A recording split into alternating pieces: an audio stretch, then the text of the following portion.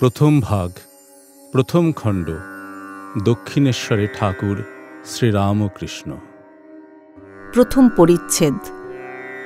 কালীবাড়ি ও উদ্যান।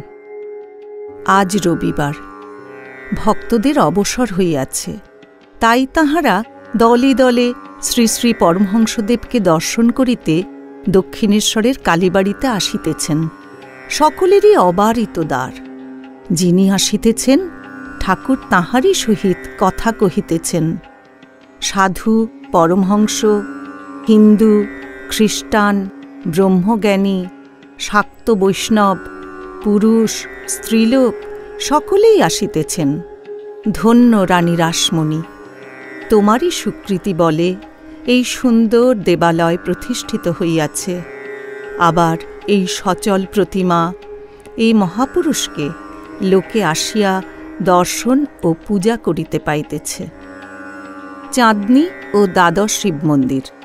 কালীবাড়িটি কলিকাতা হইতে ২.৫ ক্রোশ উত্তর হইবে, ঠিক গঙ্গার উপরে। নৌকা হইতে নামিয়া সুবিস্তীর্ণ সোপানাবলী দিয়া পূর্বাশ্ব হইয়া উঠিয়া কালীবাড়িতে প্রবেশ করিতে হয়। এই ঘাটে পরমহংসদেব স্নান করিতেন। সোপানের পরেই চাঁদনী। সেখানে ঠাকুরবাড়ির চৌকিদারেরা থাকে। তাহাদের খাটিয়া, আমকাঠের সিন্দুক, ২-১টা লোটা সেই চাঁদনীতে মাঝে মাঝে পড়িয়া আছে।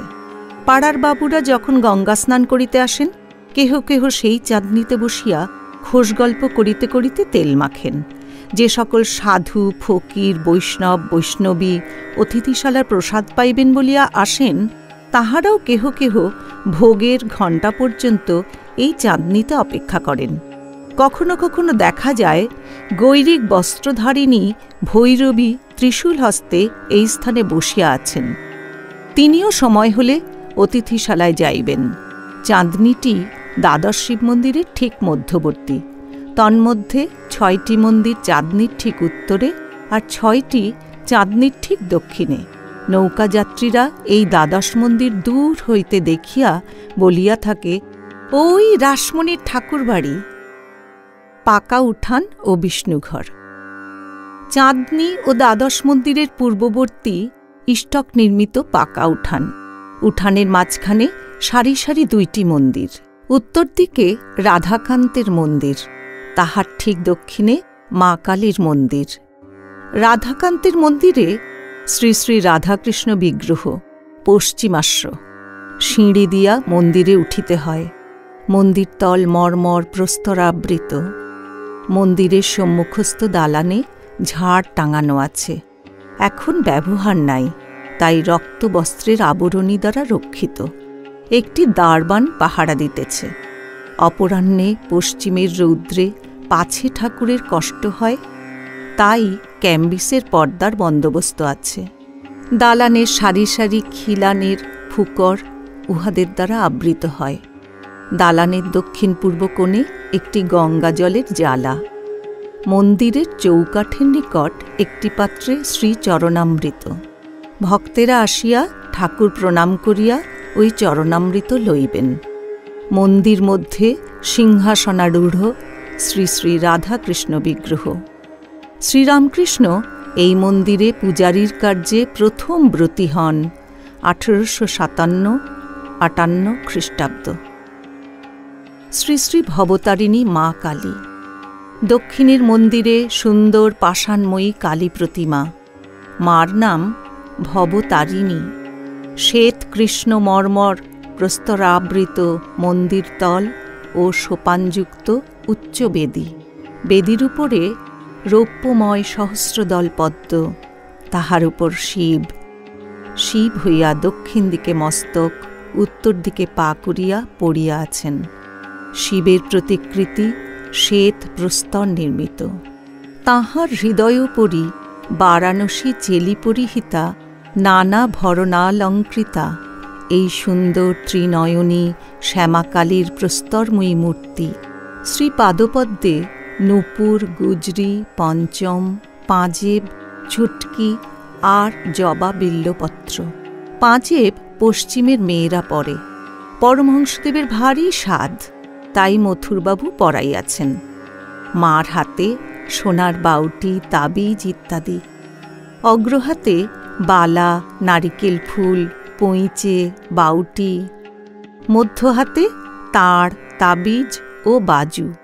তাবিজের ঝাঁপা দোদুল্যমান।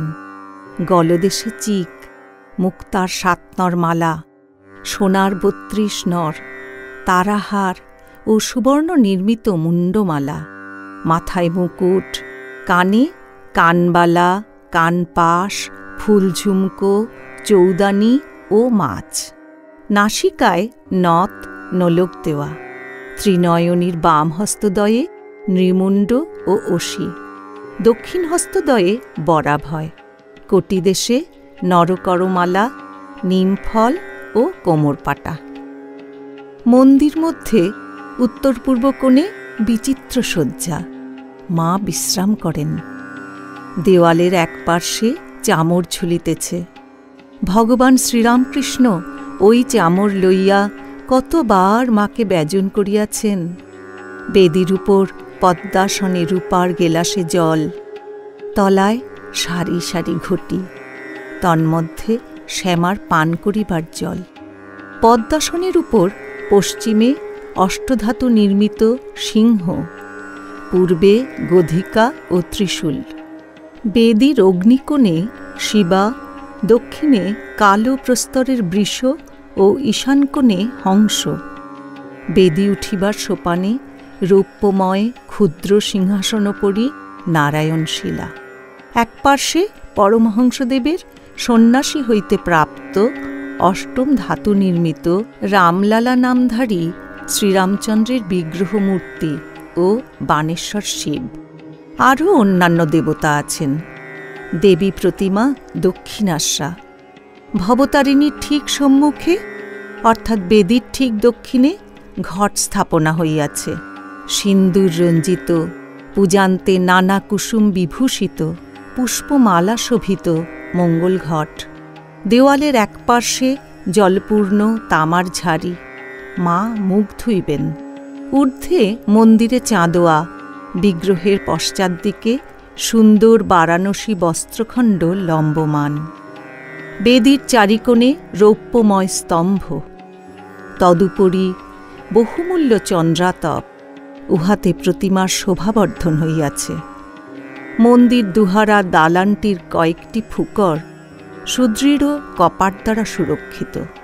একটি কপাটের কাছে চৌকিদার বসিয়া আছে। মন্দিরের দ্বারে পঞ্চপাত্রে শ্রীচরণামৃত। মন্দির শীর্ষ নবরত্নমণ্ডিত।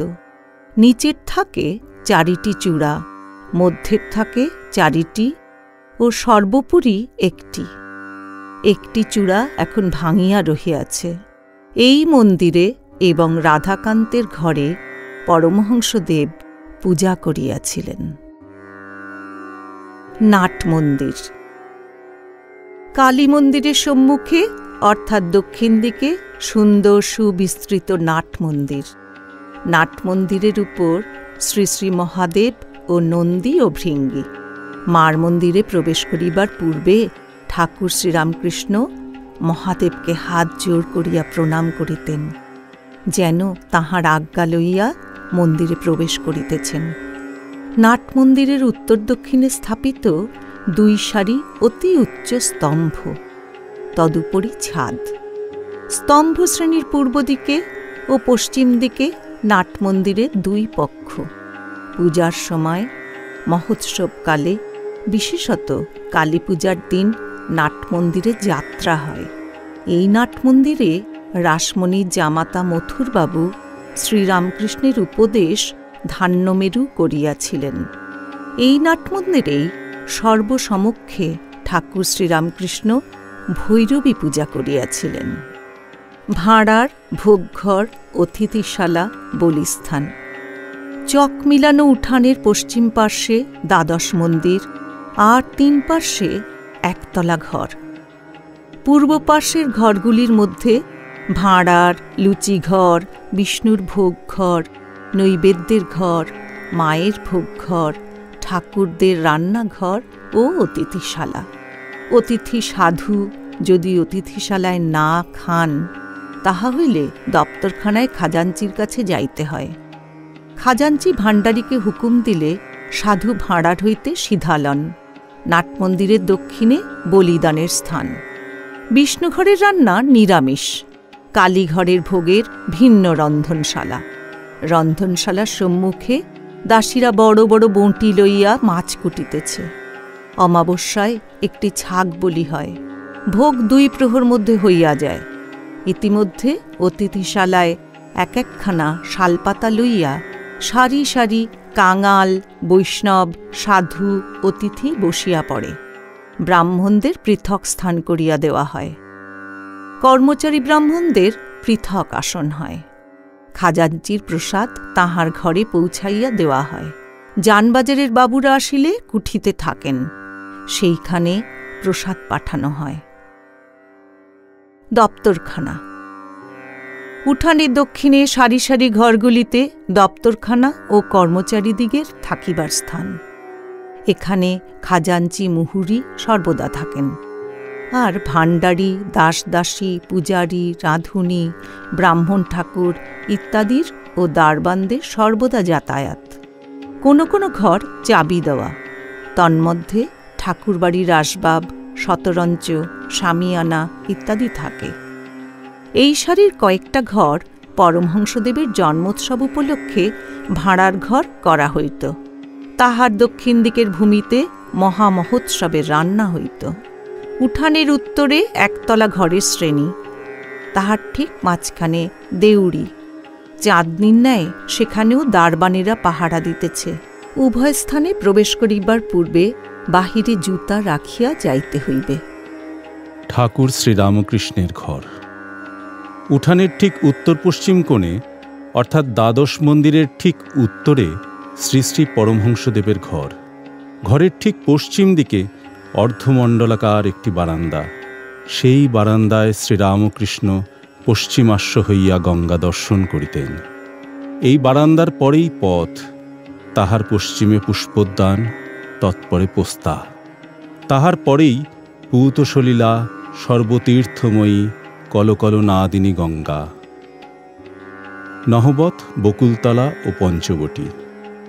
পরমহংসদেবের ঘরের ঠিক উত্তরে একটি চতুষ্কোণ বারান্দা, তাহার উত্তরে উদ্যান পথ, তাহার উত্তরে আবার পুষ্পোদ্যান, তাহার পরেই নহবতখানা। নহবতের নিচের ঘরে তাহার স্বর্গীয় পরমাধ্যা বৃদ্ধা মাতা ঠাকুরানী ও পরে শ্রী শ্রী মা থাকিতেন। নহবতের পরেই বকুলতলা ও বকুলতলার ঘাট। এখানে পাড়ার মেয়েরা স্নান করেন। এই ঘাটে পরমহংসদেবের বৃদ্ধা মাতা ঠাকুরানীর গঙ্গালাভ হয় 1877 খ্রিস্টাব্দ। বকুলতলার আরও কিছু উত্তরে পঞ্চবটী। এই পঞ্চবটীর পাদমূলে বসিয়া পরমহংসদেব অনেক সাধনা করিয়াছিলেন, আর ইদানিং ভক্ত সঙ্গে এখানে সর্বদা পাদচারণ করিতেন। গভীর রাত্রে সেখানে কখন কখন উঠিয়া যাইতেন। পঞ্চবটীর বৃক্ষগুলি বট, অশ্বত্থ, নিম, আমলকি ও বিল্ব ঠাকুর নিজের তত্ত্বাবধানে রোপণ করিয়াছিলেন। শ্রীবৃন্দাবন হইতে ফিরিয়া আসিয়া এখানে রজহ ছড়াইয়া দিয়াছিলেন।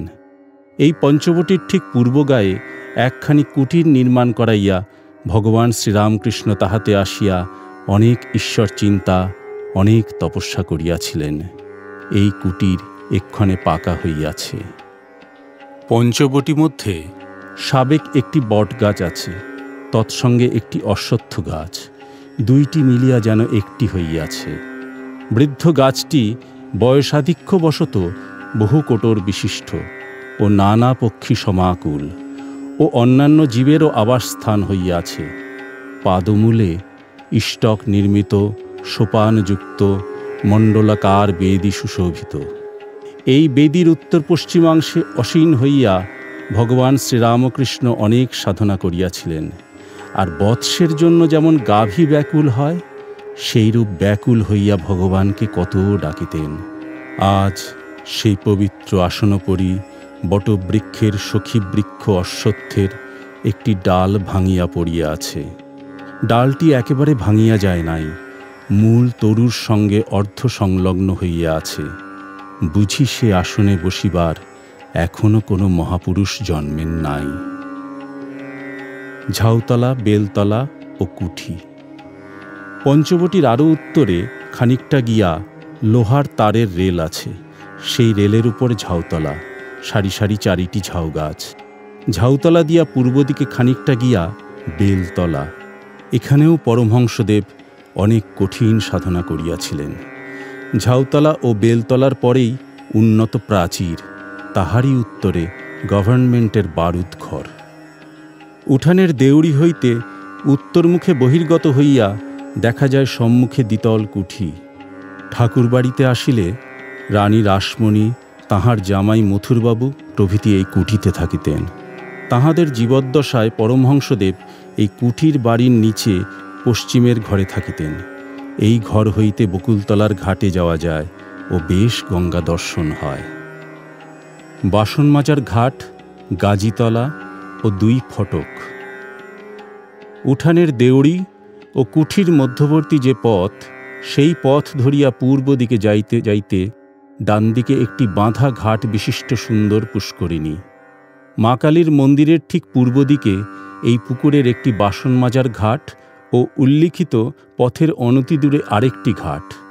পথপার্শ্বস্থিত ওই ঘাটের নিকট একটি গাছ আছে, তাহাকে গাজীতলা বলে।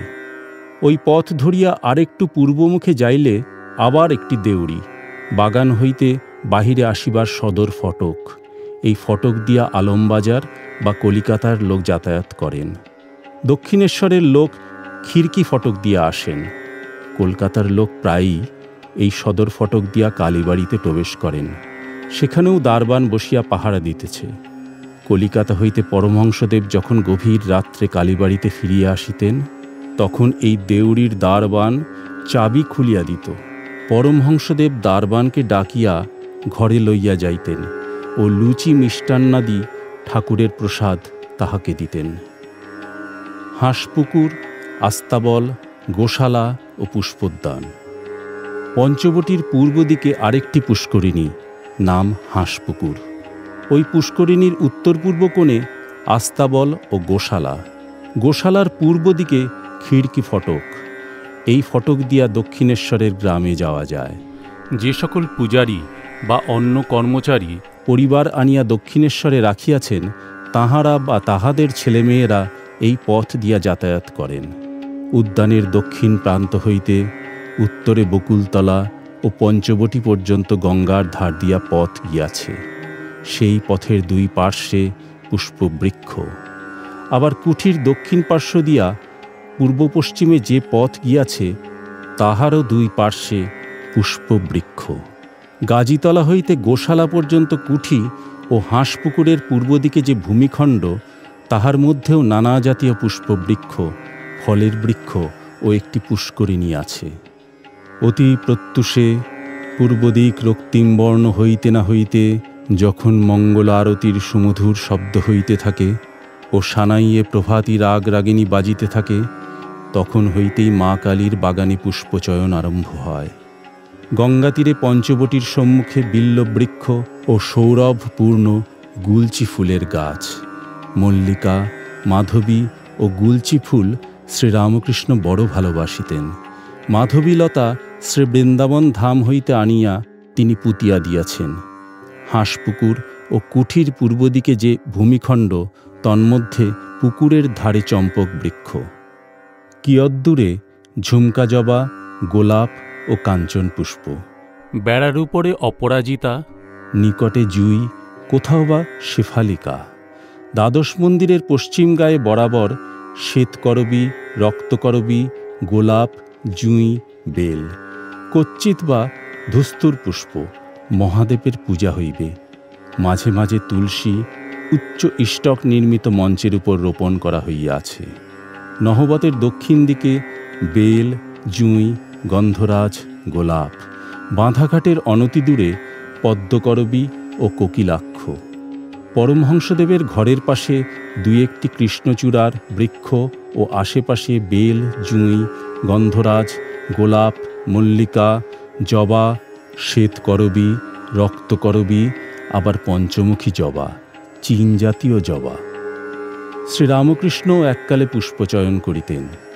একদিন পঞ্চবটীর সম্মুখস্থ একটি বিল্লবৃক্ষ হইতে বিল্লপত্র চয়ন করিতেছিলেন। বিল্লপত্র তুলিতে গিয়া গাছের খানিকটা ছাল উঠিয়া আসিল। তখন তাহার এইরূপ অনুভূতি হইল যে যিনি সর্বভূতে আছেন তাঁর না জানি কত কষ্ট হইল। অমনি আর বিল্লপত্র তুলিতে পারিলেন না। আর একদিন পুষ্পচয়ন করিবার জন্য বিচরণ করিতেছিলেন। এমন সময় কে যেন দপ করিয়া দেখাইয়া দিল যে কুসুমিত বৃক্ষগুলি যেন এক একটি ফুলের তোড়া এই বিরাট শিব মূর্তির উপর শোভা পাইতেছে, যেন তাঁহারই অহর্নিশি পূজা হইতেছে। সেই দিন হইতে আর ফুল তোলা হইল না। ঠাকুর শ্রীরামকৃষ্ণের ঘরের বারান্দা। পরমহংসদেবের ঘরের পূর্ব দিকে বরাবর বারান্দা। বারান্দার এক ভাগ উঠানের দিকে অর্থাৎ দক্ষিণমুখ। এ বারান্দায় পরমহংসদেব প্রায় ভক্ত সঙ্গে বসিতেন ও ঈশ্বর সম্বন্ধীয় কথা কহিতেন বা সংকীর্তন করিতেন। এই পূর্ব বারান্দার অপরার্ধ উত্তরমুখ। এ বারান্দায় ভক্তেরা তাঁহার কাছে আসিয়া তাঁহার জন্মোৎসব করিতেন, তাঁহার সঙ্গে বসিয়া সংকীর্তন করিতেন। আবার তিনি তাঁহাদের সহিত একসঙ্গে বসিয়া কতবার প্রসাদ গ্রহণ করিতেন। এই বারান্দায় শ্রীযুক্ত কেশবচন্দ্র সেন শিষ্য সমভিব্যাহারে আসিয়া তাঁহার সঙ্গে কত আলাপ করিয়াছেন। আমোদ করিতে করিতে মুড়ি, নারিকেল, লুচি, মিষ্টান্নাদি একসঙ্গে বসিয়া খাইয়া গিয়াছেন। এই বারান্দায় নরেন্দ্রকে দর্শন করিয়া শ্রীরামকৃষ্ণ সমাধিস্থ হইয়াছিলেন। আনন্দ নিকেতন। কালীবাড়ি আনন্দ নিকেতন হইয়াছে। রাধাকান্ত, ভবতারিণী ও মহাদেবের নিত্য পূজা, ভোগ রাগাদি ও অতিথি সেবা, একদিকে ভাগীরথীর বহুদূর পর্যন্ত পবিত্র দর্শন, আবার সৌরভাকুল সুন্দর নানা বর্ণরঞ্জিত কুসুম বিশিষ্ট মনোহর পুষ্পোদ্যান। তাহাতে আবার একজন চেতন মানুষ অহর্নিশি ঈশ্বর প্রেমে মাতোয়ারা হইয়া আছেন। আনন্দময়ীর নিত্য উৎসব। নহবত হইতে রাগরাগিনী সর্বদা বাজিতেছে। একবার প্রভাতে বাজিতে থাকে মঙ্গলারতির সময়, তারপর বেলা 9টার সময় যখন পূজা আরম্ভ হয়, তারপর বেলা দ্বিপ্রহরের সময়, তখন ভোগ আরতির পর ঠাকুর ঠাকুরানীরা বিশ্রাম করিতে যান। আবার বেলা 4টার সময় নহবত বাজিতে থাকে, তখন তাহারা বিশ্রাম লাভের পর গাত্রোত্থান করিতেছেন ও মুখ ধুইতেছেন। তারপর আবার সন্ধ্যারতির সময়। অবশেষে রাত 9টার সময় যখন শীতলের পর ঠাকুর শয়ন হয়, তখন আবার নহবত